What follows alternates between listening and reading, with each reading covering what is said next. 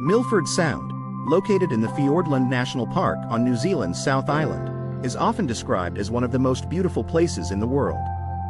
The fjord was carved by glaciers during the Ice Ages, creating its dramatic cliffs, waterfalls, and deep blue waters. Rudyard Kipling once called Milford Sound the eighth wonder of the world. The fjord is home to unique wildlife, including fur seals, penguins, and dolphins.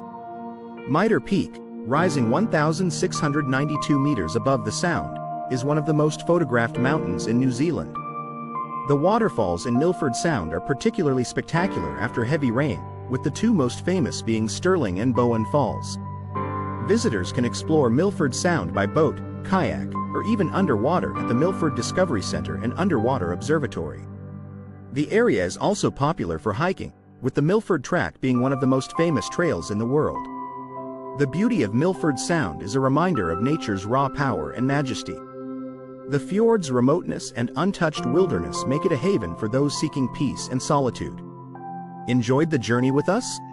Don't forget to show some love.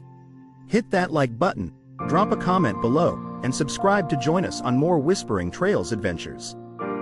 Thanks for being part of our travel community.